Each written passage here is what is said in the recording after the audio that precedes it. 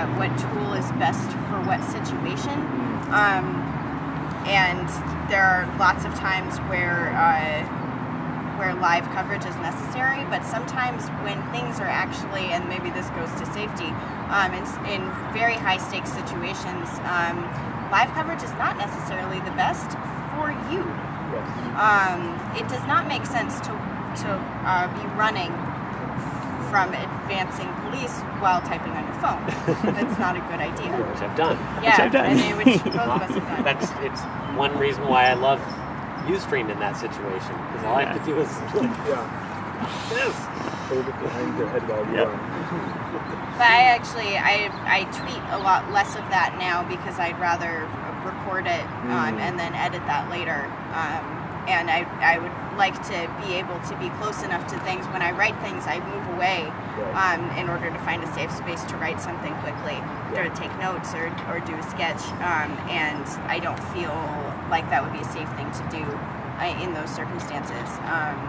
And then that kind of goes to, when you're not in those circumstances, what's the best thing to use to tell different stories? There is no one tool that is best for everything, and we've got more tools than ever now, and we've got a lot of tools that we can use really easily in the field. Most people have smartphones now. Your smartphone can do a lot, and one of the things that I really like being able to do is record sound and then post the sound to SoundCloud, and you can do that in the field, and it's I think that audio has a particular kind of power to it, that I think is a little more interesting than video for a lot of situations. And I'm able to do that. I'm able to take photos of drawings that I wouldn't have been able to do a few years ago. But yeah, I just generally encourage using lots of tools and not just sticking to one tool, because one tool can't do everything. I like Twitter for meetings. Like if you're going to be covering a meeting, this is nothing against George Kelly or our viewers here, but I don't usually, unless something really exciting is happening at a meeting, I'm not usually into live streaming meetings. Either behind the camera or as a viewer. It's hard to hear a lot of the time as well. I mean, just the audio is so problematic when you have a meeting and you've got one person with a camera phone. But I love tweeting. During meetings, and sometimes when I can't go to them,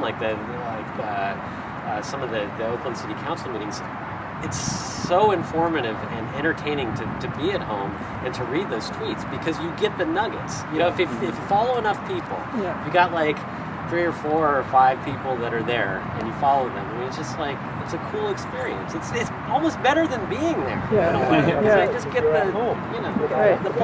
It is that I do find that fun to watch, because often I watch the Oakland City meetings on their website. They live stream things, and then they also archive them. Good to know. And I will often watch it from home and then compare the tweets, and that's really funny. Oftentimes the tweets make things seem really damn exciting, and they are not at all. And I think that kind of goes to what the best medium might be. For me, sometimes I would rather watch the live stream, because I don't necessarily trust all those people who are tweeting those things. Part of it. One of the things I've been using for meetings is a Livescribe pen. Have you used those? The what? The Livescribe pen that lets you write notes, and then it records the audio, so you get a really good, it's amazing quality audio recording, and then you have your handwritten notes. And and if you sync it, you can jump to that point. So you wrote a note about something, and it syncs the audio to that handwritten note. So for you, drawings and all, you could do drawings and have the drawings tied to audio files. There's a guy who's trying to sell me this. The Livescribe guy at South by Southwest was like, come on. No, but they're great. They're great. I know. That's what I said. Yeah. They're great for meetings, though, because then you have the audio, plus you have your notes, and so you can look back and see what's important or what isn't important, and you can just skip over that 45 minutes of the city council that you hated. Mm-hmm. So that's what I've been using a lot. Oh, that's cool. another little tool. It doesn't seem like hardly anybody's using it, but if you have an iPhone, you can train Siri to tweet for you. There's a little workaround to get it to post to Twitter, but you can train it to do hashtags, to do all kinds of things, to take notes as you're running down the street. Nice. It's pretty cool actually. I've done it a bunch. It doesn't work well with a lot of loud noise going on, but if you can just get to a slightly quiet spot, you can.